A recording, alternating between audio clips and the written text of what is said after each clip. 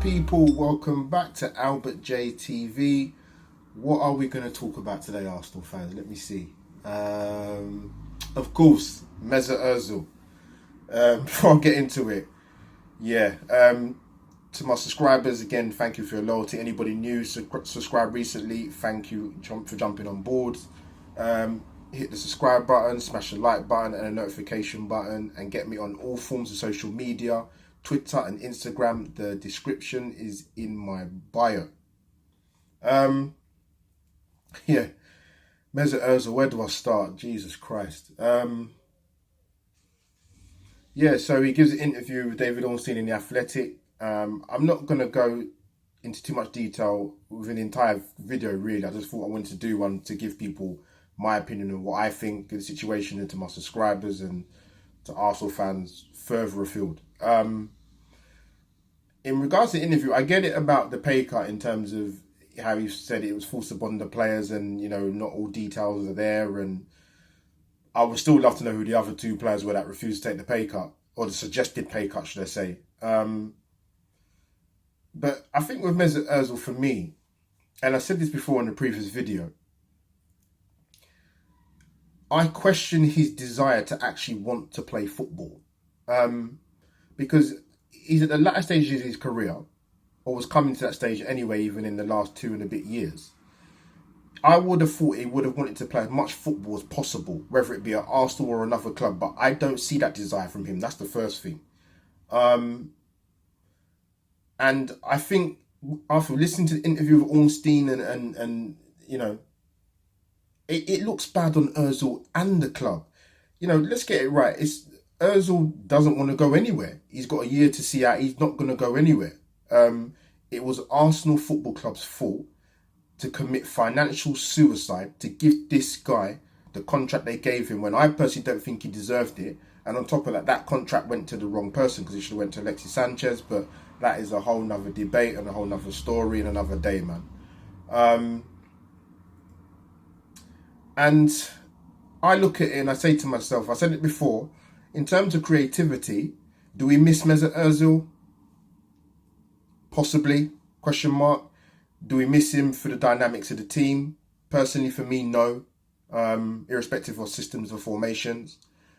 And the thing is, under 4 different managers, and that includes Freddie Ljungberg, this guy has been bombed out the team or not been in the team, more so for footballing reasons. Let's be honest. I mean, even for the die-hard Mesut Ozil fans, the ones that worship him, hang off every word, even they must admit and probably feel deep down, even though they're not going to vocally come out and say it, that the guy's done, has been done for years, for me personally.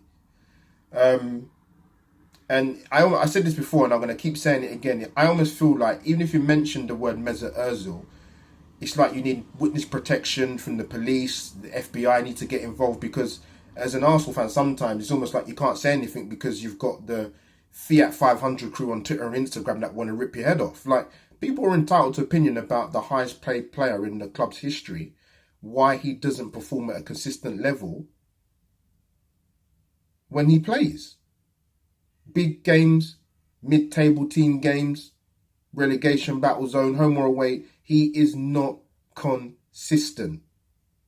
One of the lines I picked out of that interview of Ornstein, he come out and said that he hasn't been given the chance to show what he can do after the Project Restart. Is this guy serious?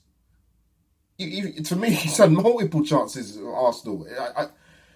When I saw that line, I said, wow. Like I said, this reflects badly on Ozil and the club. They have created a mess. And I'm being polite by using the word mess. For me, and this is my own personal opinion, agree, disagree, drop in the comments down below of my content today about Ozil, but this is Arsenal's biggest transfer window for me in 6 years. And the main reason why I say that is because of the guy we have in charge as head coach, who's given us green shoots of recovery for what he can do, and possibly have light at the end of the tunnel to what this squad can achieve with Arteta in charge. But our focus and attention, again, as Arsenal fans and in the media, is Mesut Ozil. This needs to be put to an end. Both parties need to come to some kind of arrangement, if they can even do it, to move this guy on out of the club. It's done. It's been done for years. Like I said, our biggest transfer window, trust me, is coming up over the next few weeks. And we're talking about the same guy again. The bigger picture's being missed, that, you know, in terms of addressing the balance and the recruitment of the squad. Not talking about Mesut Ozil. You know, yeah, guys, I'm exasperated. I'm done. I don't want to say too much more. What's that? 5 minutes in. So yeah, guys, drop your comments down below. Tell me what you think. Do you agree with me? Do you disagree? What do you make of the interview? You know, from Mesut Ozil with the Athletic, talking about, you know, there being things being against him in the last couple of years. Personally, I think it's footballing reasons why he's not in the team. Arteta is not stupid. Ozil is not in the team because of the. It's not, the reason he's not in the team is not because of the pay cut. Mikel Arteta is not stupid. He's too intelligent for that. But yeah, guys, like I said, drop in the comments down below. Hit that subscribe button. Smash the like button. This is me, Albert JTV, over and out. #Mesut Ozil.